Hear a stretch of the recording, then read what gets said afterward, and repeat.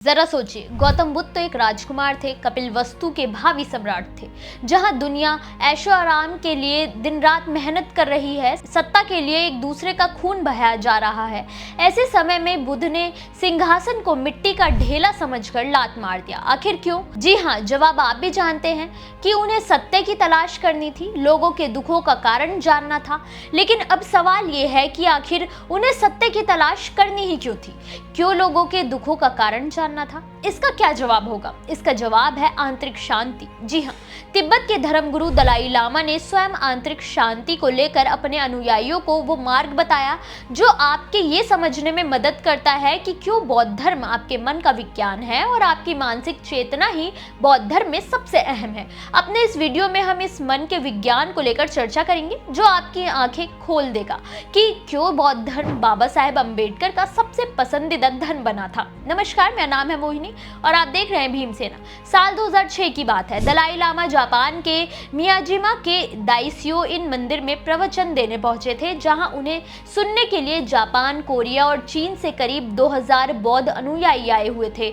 यहां प्रवचन के दौरान दलाई लामा ने बौद्ध धर्म को एक नए रूप में परिभाषित करते हुए कहा, बौद्ध धर्म मन का विज्ञान है। दलाई लामा का बौद्ध धर्म के लिए ऐसा कहने के पीछे कई ऐसे तथ्य और कारण छिपे हैं जिन्हें सबके लिए समझना नामुमकिन है। आंतरिक शांति के लिए आपके मन का प्रशिक्षण सबसे ज्यादा जरूरी है और उसके लिए सबसे बेहतर रास्ता है बुद्ध का मार्ग।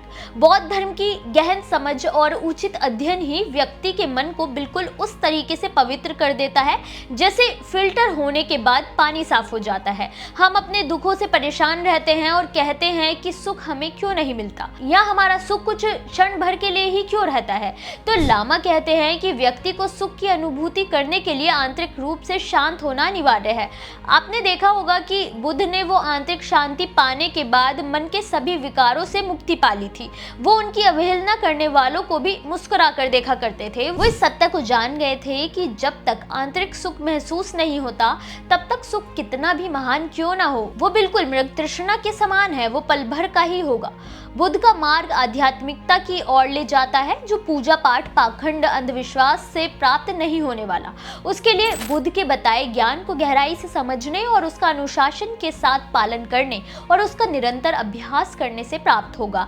जिस तरह से विज्ञान तब तक किसी बात को सत्य नहीं मान लेता जब तक वो उसका स्वयं प्रत्यक्षदर्शी ना हो, उसने स्वयं अवलोकन ना किया हो और उसका रिजल्ट ना देखा हो, तब तक विज्ञान की नजरों में वो एक पाखंड है। ठीक वैसे ही बौद्ध धर्म में समझा जाता है, आप किसी भी घटना पर विश्वास करने से पहले खुद अवलोकन कीजिए, उसका परिणाम देखिए और तब उस पर विश्वास कीजिए। बुद्धिज्म कहता है कि आपको सबसे पहले भावनात्मक रूप से पवित्र होने की जरूरत है, जो ध्यान करने से ही होगा। इसका उद्देश्य व्यक्ति का क्रोध और उसकी अशक्ति को कम करना होता है। माइंड एंड लाइफ इंस्टीट्यूट जैसे कई बौद्ध संगठनों ने अपनी रिसर्च में साबित किया है कि ध्यान की प्रक्रिया में अगर आप पूरी तरह से खुद को समर्पित कर देते हैं तो आपके दिमाग की संरचनाओं और तंत्रिका मार्ग में परिवर्तन आता ही है।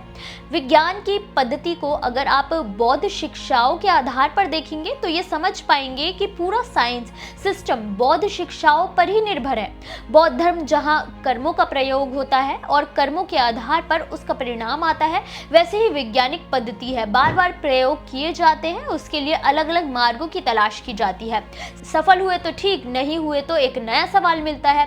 एक उदाहरण के तौर पर समझते हैं, साइंटिस्ट जब कोई एक्सपेरिमेंट करता है तो सबसे पहले वो पॉइंट्स पर बेस्ड होता है, हाइपोथेसिस और एक्सपेरिमेंटल मेथड। उसके बाद साइंटिस्ट जो भी अनुभव हासिल करता है उससे वो तय होता है कि उसका एक्सपेरिमेंट सफल हुआ है या नहीं। वैसे ही बौद्ध धर्म में गुरु के अनुभव से वो भी आपको हाइपोथेसिस और एक्सपेरिमेंटल मेथड ही बताते हैं। जैसे कि जब आप ध्यान कर रहे हैं तो केवल अपनी सांस पर ध्यान केंद्रित करें और जब आपका मन शांत और सजग अवस्था में चला जाता है तो बारी आती है एक्सपेरिमेंट की। आप अपने शरीर के साथ ही प्रयोग करते हैं, खुद को शिथिल छोड़कर सांसों पर ध्यान केंद्रित करते हैं। यदि आप इस क्रिया में सफल हुए तो आपका प्रयोग सफल हुआ, यदि आप नहीं होते तो गुरु आपको नया तरीका बताएंगे कि कैसे आप मन को शांत कर सकते हैं। अर्थात विज्ञान की तरह ही जब तक आप सफल नहीं होते तब तक आपका मन शांत नहीं होगा। बुद्ध के अनुसार जो ज्ञानी है वो किसी एक मन का गुलाम कभी नहीं होगा। उसकी नजरों में कोई शक्ति, कोई अवस्था, कोई वस्तु सर्वोच्च नहीं होगी। वो किसी मन का अनुयायी नहीं होता। जिस मत पर आपका भरोसा है, ये हो सकता है कि समय के साथ आपको दूसरा सत्य पता चले तो आप अपने मत को बदल लें। यही गुण रहस्य है जो बौद्ध धर्म को मन का विज्ञान कहा गया है। बौद्ध धर्म से जुड़ी ऐसी और जानकारी के लिए हमारे चैनल को सब्सक्राइब करें। वीडियो अच्छा लगा हो तो लाइक करना बिल्कुल ना भूलें।